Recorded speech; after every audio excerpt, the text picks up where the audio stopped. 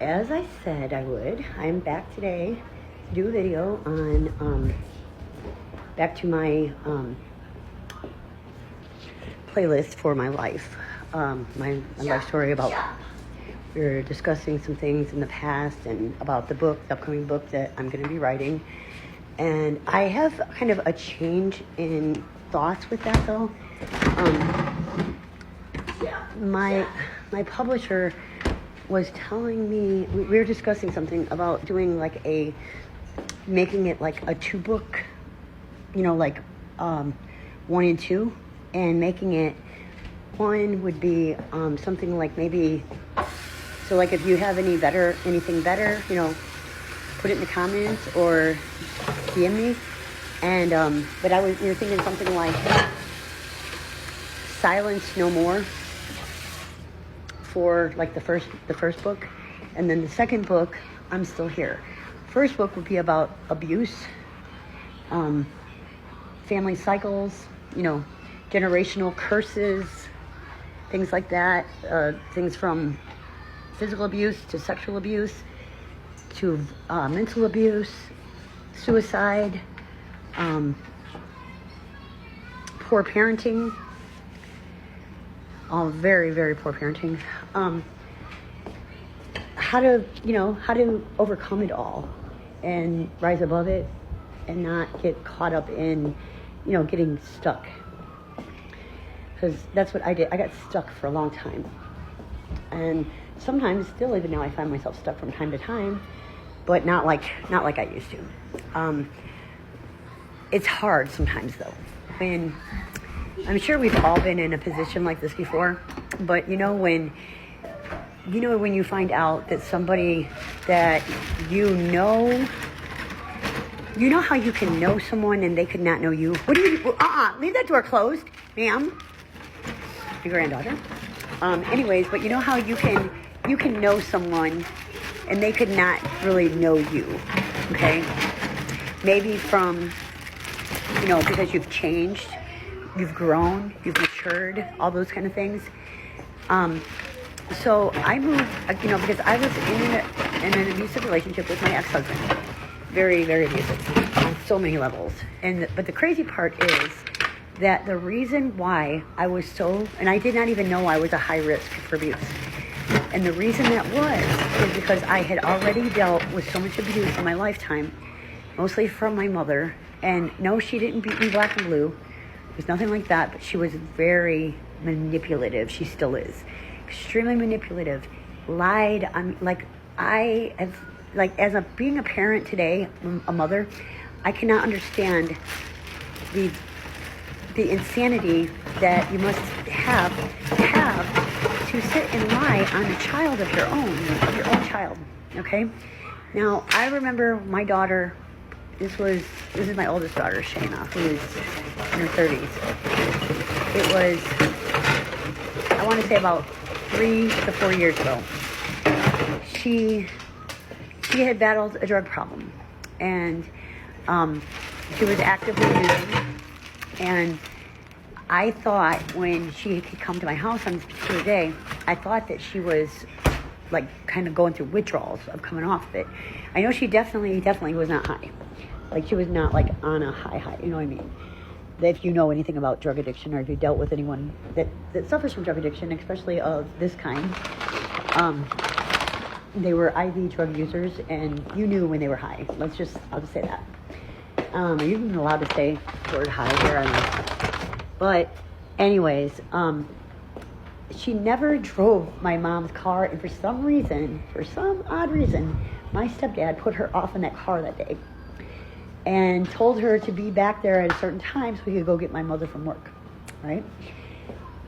It was so ironic that the whole entire town, that my daughter was the only one that came down that road that day, and there was a roadblock waiting for her with the narcotics agent on the roadblock. They stopped her and they searched her car. And supposedly that the backpack that was in her vehicle wasn't hers, it was her husband's, and she didn't know anything was in it, supposedly. I don't know if that's true or not true. I don't really care. if it is or not. It doesn't matter.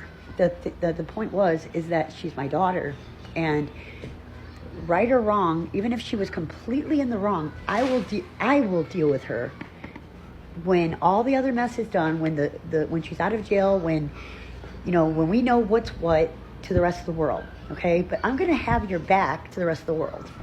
You don't have to worry about that. You don't have to worry that I'll change up on you in front of anyone when you're my child, because you're my child. I'm your mom. It's my job to have your back. It's my job to think the best in you. And that's something right there, even with those words as I say them, that is just like, it hurts my heart, because never did I ever feel like my mom thought the best of me. Never. My grandmother, yes. My mother, never. Never. To this day. Because she's still running around, ranting lies. She's ranting about something that she's never even once had a discussion with me about. But she's telling it to everybody, and it's caused me so many problems that it's unreal. It's unreal that my mother could do that. My own mother. I only had one sibling. He committed suicide at the age of 21. So it's like, that's all you have is me. That's it. Both my parents, my mom and my dad. They're not together anymore. Haven't been together in 50 years. But on both sides, I am their only child, and they both are fucking shit for parents. But regardless of that, my dad just is absent, always has been just whatever. I tried. Just like with her, I tried. I've given her more chances than anybody would have given her. And because every time I thought, maybe this is it. And she's getting older, maturity to mellowing out with age. And I came up with a million reasons of why she does what she does, and I'll never truly understand it. I really won't. But so so my mom's husband is telling me about my daughter, that she was arrested. All I knew was that she left my house to go home, and she never showed up at home.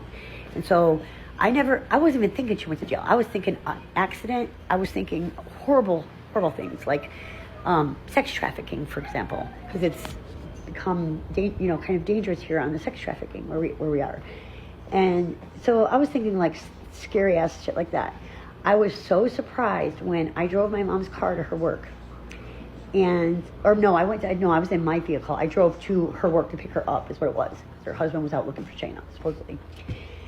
But she gets in the car. Now, I'm thinking she's going to be... remember, she has a son that's dead. So I thought she was going to get in the car, because this is her first grandchild. I thought she would get in my car, and she would be crying, be hysterical, and like, oh my God, I hope, hope Shayna's okay, and hope she's, is not dead somewhere, and da-da-da. No, oh boy, was I wrong. And then it started, the dread and those feelings inside of me that all rose up about the way it used to be, the way she would rant and rave and bitch and complain and accuse and lie and lie and lie. And so her first words was that she better not have fucked up my car. And I'm like, really, Mom? Like, really? Like, is that really what you're concerned about right now? And I said, I'm concerned about my daughter's safety right now and where my daughter is. Like, I want to find out where she's at. Give her the benefit of the doubt, and then we'll deal with whatever the issue is. But don't do that. Don't sit there and do that to her. And so the whole time she's just acting like I am dumb as they come. And I'm like, look, I know what my daughter does, okay? I know what she does. I'm not stupid. I said, I promise you, I know a lot more than you do. And I said, but I don't believe that she's high. I seen her today, and she was not high. She did not have drugs. She, it was like the day before they got paid and all that. And she still steadily treat me like I'm dumb. Her husband is known to lie, okay? She herself has told me multiple times, there's no other reason I would know it, is what a compulsive liar he is. And so he comes back and he says that my daughter was arrested for trying to buy drugs from a police officer who pulls her over, and that she had pills on her. She didn't take pills. And that, what else was it? She had pills, trying to buy drugs. I think maybe that was it. I don't remember. But Oh, this went on, and I'm telling him, you are lying. That is not true. I know that it's not true. You don't know Shayna. She wouldn't even ask to buy drugs from a drug dealer.